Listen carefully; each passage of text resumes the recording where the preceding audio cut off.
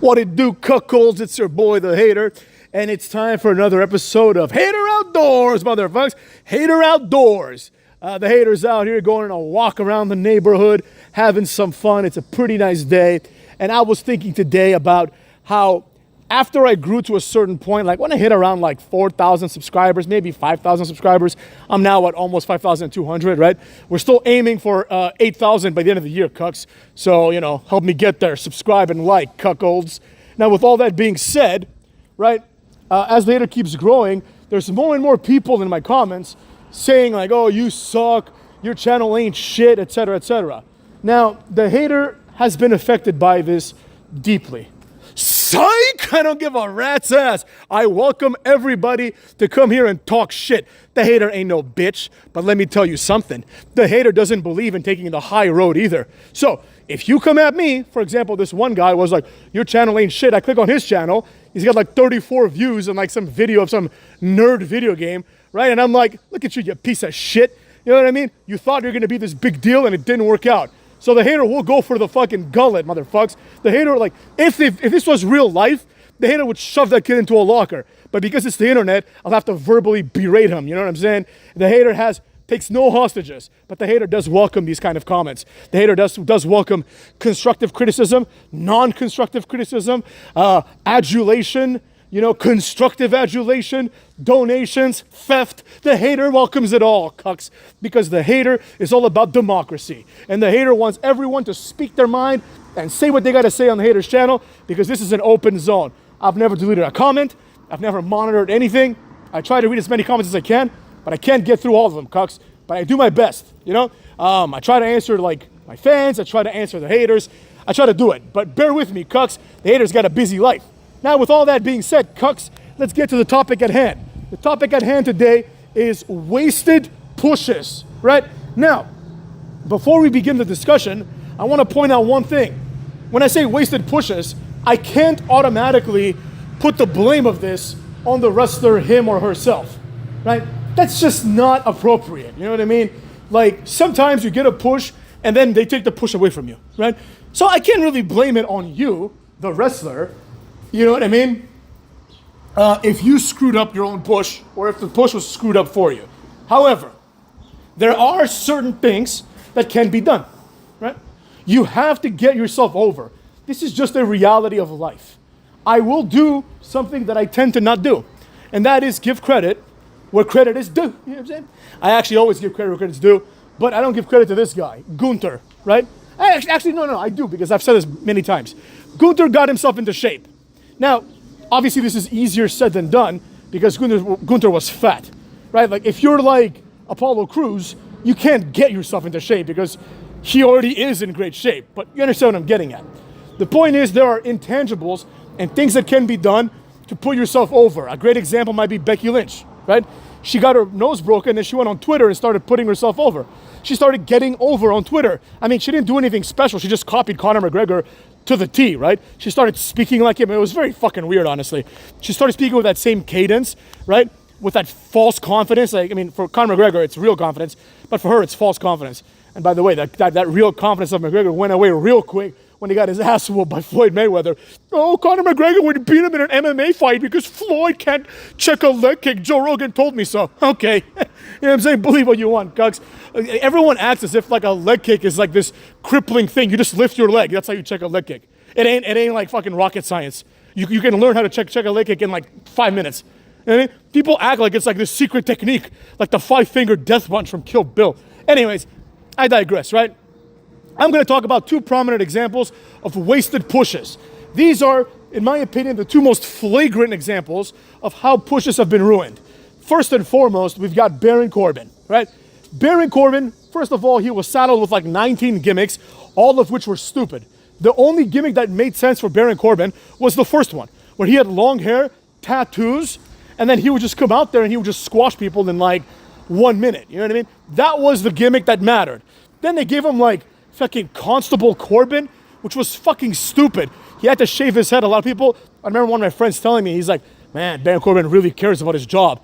He shaved his head for the character. No, he didn't. He was balding, motherfuckers. It was becoming comically bad. he was going to be one of those old men that has like no hair in the front, but still has like a ponytail. So he shaved the head because he had no choice. But nevertheless, that's whatever, right? You can't help that. Then they gave him that Happy Corbin. Well, first he was like down on his luck Corbin. That one was okay too. Then they gave him like Happy Corbin, which was another stupid ass gimmick. Then they gave him like, Baron Corbin with JBL, like the JBL ripoff gimmick. That was a colossal failure. And then he became Burn the Ships, right? So he's starting from zero. He's starting from zero again. He's going back to what worked. What do you mean what worked? Nothing worked. But in the middle of this circle jerk, we had a moment where Baron Corbin got one of the greatest pushes of all time. He retired Kurt Angle at WrestleMania. Now, this is a mistake, right? Absolutely not. This match should have never happened. Kurt Angle shouldn't be losing to Baron Corbin in any capacity, let alone in his last match, right? This is like one of those moments where people like me noticed it right away. I'm like, this is a complete waste. A lot of people did, to be fair, but I think a lot of people just said that because they don't like Baron Corbin. I like Baron Corbin. I'm saying it because I just don't see anything in Baron Corbin, right? This guy sucks. I like him because I appreciate big athletic guys that are legit in real life, and I can tell that he's trying, but he's just not good enough, And there's a big difference between me liking someone and me thinking someone is good, There's a lot of people that I like that aren't good, like Apollo Crews is a great example. You know what I'm saying? Raul Mendoza is another great example, right? But the point is, Baron Corbin got like what should have been the push of a lifetime. He beat Kurt Angle, I think clean, and retired him at WrestleMania.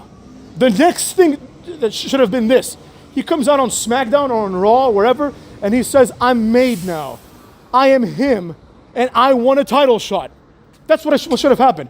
Instead, he goes on to feud with like some jobber.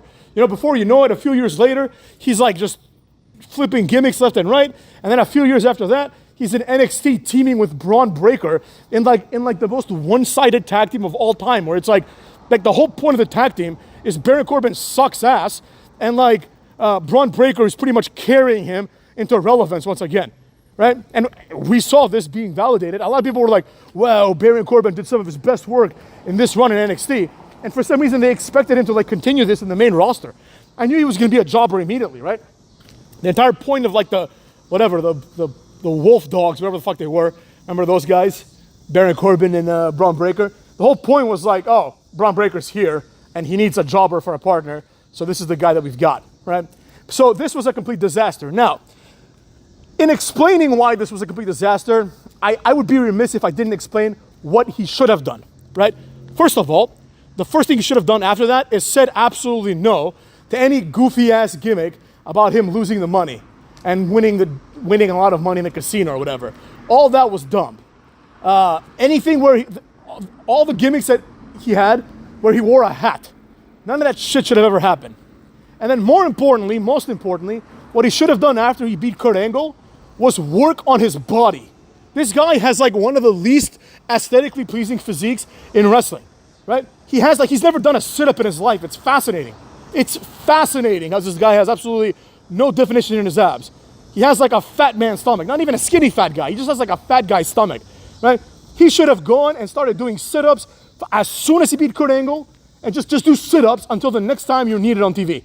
Just keep doing sit-ups and eating well, If he had improved his physique and he said, I am this guy now to Vince McMahon, then it would be as follows, right? Well, jobber-looking Baron Corbin beat Kurt Angle. Now we have boss-looking Baron Corbin. This guy should be champion.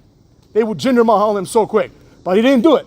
He didn't put in the work, so now he's basically I don't even know why he's there. He must have signed a 20-year contract or something because he hasn't made one dime for the company, but he's still there somehow. So there you have it.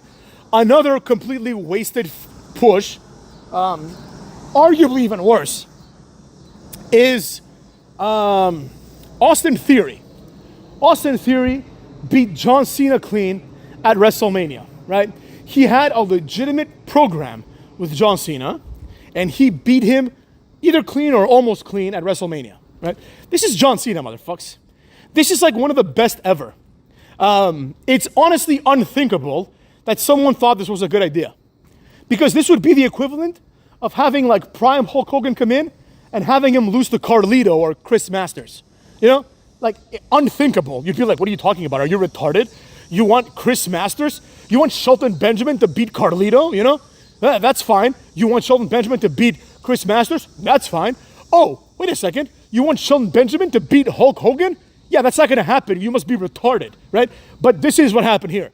Even worse, because Shelton Benjamin is better than Austin Theory. You know, Austin Theory beat John Cena. And then what happened? He became like arguably the second guy to an older, less athletic version of himself. To me, Grayson Waller, I know some people like this guy, I don't know why. To me, Grayson Waller is like right there with Sami Zayn as one of the worst wrestlers of all time. This guy has nothing going for him. I mean, I guess he's a good-looking guy, but he's already 33 in the undercard. He just got promoted from NXT, and he's one of those guys that, like, it doesn't even feel like he was promoted, you know? You know what I mean? Doesn't it feel like Grayson Waller is just, like, there, and he's going to go back to NXT any moment now, right? He's already in his, like, mid-30s, right? Which, again, is very young in life, but it's not very young in wrestling, right? And he might have another 15 years of career. No one's saying that he's done. Like, AJ Styles is in his mid to late 40s. But AJ Styles, when he was in his mid-30s, he was already a legend. A TNA legend, but a legend nevertheless. So now, Austin Theory is second to fucking Grayson Waller, who basically is Justin Gabriel, but instead of being from South Africa, he's from Australia. Who gives a shit about this guy? And in my opinion, this last year, like if you go WrestleMania to WrestleMania, like Austin Theory has had one of the worst years in history compared to the year before, right?